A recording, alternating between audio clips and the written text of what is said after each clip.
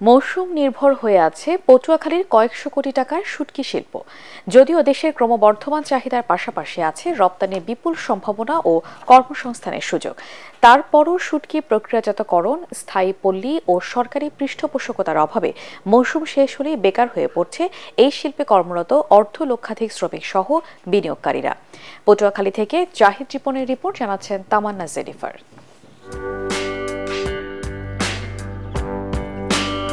পটুয়াখালীর কুয়াকাটা সৈকতে বঙ্গোপসাগরের বিশাল মৎস্য সম্পদকে কেন্দ্র করে গড়ে উঠেছে ২৫০ শতাধিক অস্থায়ী শুটকি পল্লী। সেই সাথে অন্যান্য এলাকা খাপড়াভাঙ্গা, আন্ধারমানিক, রাবণাবাদ, বুড়া গৌরাঙ্গ নদীর তীরে বিভিন্ন বয়সী নারী পুরুষের নিরন্তর শ্রমে প্রতিদিন সকাল থেকে এসব পল্লীতে শুরু হয় শুটকি প্রক্রিয়া।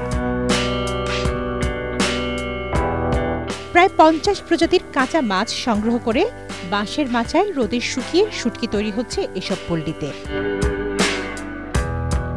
ন্যাচারাল পরিবেশে, একেবারে প্রাকৃতিক পরিবেশে, কোনো কেমিক্যাল ছাড়াই এত সুন্দর করে শুকাচ্ছে, যেটা আসলে শুটকি মাছের সম্পর্কে আমাদের যে সব ধারণা রয়েছে যে এটা হয়তো কেমিক্যাল মুক্ত বা কেমিক্যাল দিয়ে করে, কিন্তু এখানে আসার পরে আমার এই ধারণাটা ভুল প্রমাণিত হলো যে আমরা যে পরিমাণ এখানে মাছের চাহিদা সে পরিমাণ মাছ আমরা এই জায়গা থেকে পাচ্ছি না, সে মাছটা দূর থেকে আনতে। যদি আমাদের এই মাধ্যমে যদি আমাদের কোনো একটা উপায় থাকতো যে কোনো মাধ্যমে যে আমরা মাছটা যেখানে বসে আমরা মানে শুটকি করার জন্য মাছটা পাইতাম। শুটকি শিল্পকে নির্ভর করে গড়ে উঠেছে বেশ কয়েকটি ফিড কারখানা।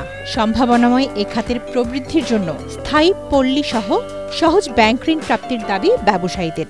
মানে কমপক্ষে ৫০ থেকে ৬০ লক্ষ টাকা যদি হয় তাহলে আসলে তো আমরা ব্যবসা করি মূলত এর ১০ থেকে ১২ লাখ টাকা। এবং আমাদের একটা গন্তব্য স্থান যে আমরা শুটকি ব্যবসা করবো, একটা নির্ধারিত স্থান, এই স্থানটাই তো আমাদের দিতে আসতেছে না।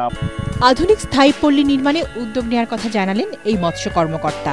আমাদের কুয়াকাটার যে শুটকির যে উৎপাদন, যে পরিমাণ উৎপাদন, সেই উৎপাদনকে আরো বৃদ্ধি প্লাস আরো মানসম্মত করার জন্য এখানে আসলে আমাদের একটি প্রকল্পই প্রয়োজন। গত বছর প্রায় ১৫,০০০ মেট্রিক টন শুটকি স্থানীয় বাজার সহ বিদেশে রপ্তানি করা হয়েছে। চলতি বছর ২০,০০০ মেট্রিক টন শুটকি বাজারজাতের সম্ভাবনা রয়েছে। Bureau report, ATN Bangla.